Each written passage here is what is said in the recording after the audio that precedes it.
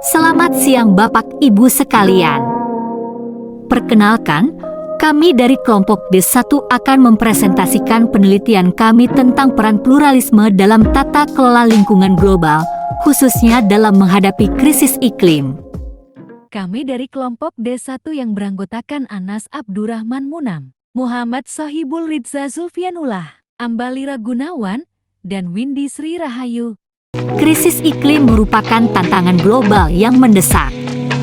Dampaknya, seperti perubahan suhu ekstrim, peningkatan frekuensi bencana alam, pencairan es di kutub, dan penurunan keanekaragaman hayati, sudah dirasakan di seluruh dunia. Laporan IPCC menekankan perlunya tindakan segera untuk mencegah kerusakan lebih lanjut.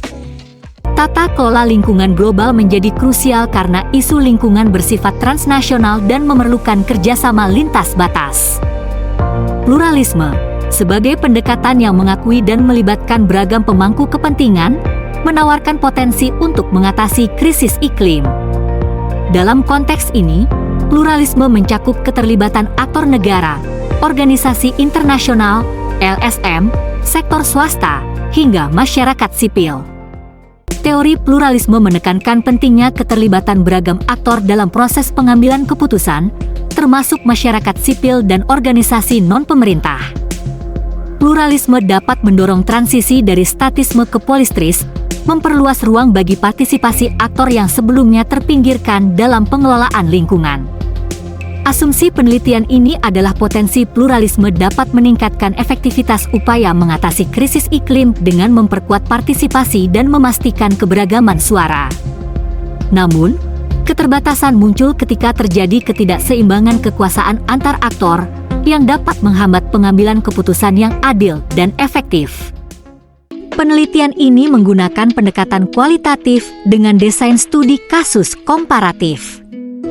Pengumpulan data dilakukan melalui analisis dokumen, wawancara, dan observasi.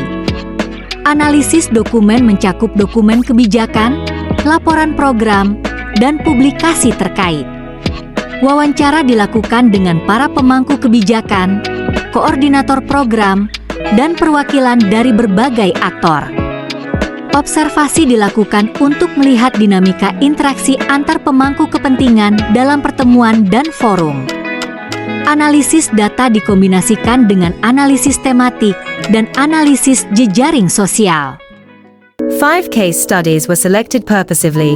COP process, C40 Cities Climate Leadership Group, Global Climate Action Summit, Climate Action Network International, and World Business Council for Sustainable Development. Grafik yang menunjukkan peningkatan investasi energi terbarukan dari sektor swasta dan penurunan laju deforestasi di Amazon.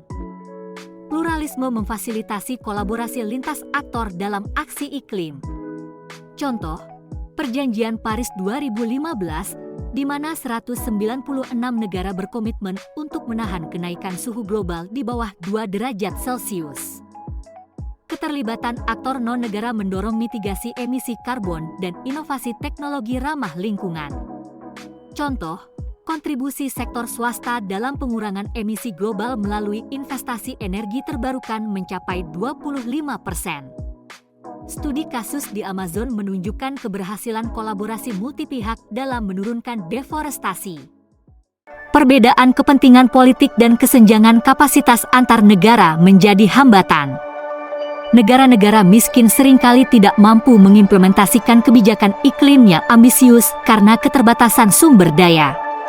Contoh, kesenjangan pendanaan antara negara maju dan berkembang dalam upaya mitigasi perubahan iklim. Fragmentasi tata kelola dan lemahnya koordinasi antar aktor juga menjadi tantangan. Penguatan kerangka koordinasi, dibutuhkan platform dan protokol yang lebih baik untuk memfasilitasi sinkronisasi upaya antar pemangku kepentingan. Penerapan prinsip keadilan penting untuk memberdayakan pemangku kepentingan yang kurang beruntung dan memastikan distribusi manfaat yang adil.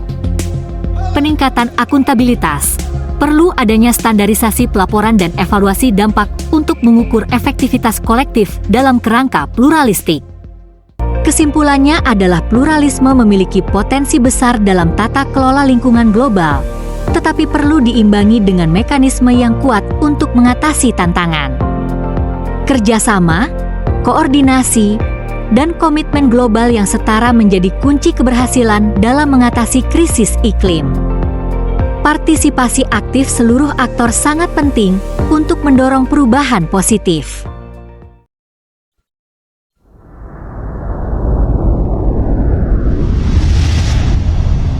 Terima kasih atas perhatiannya dan sampai jumpa.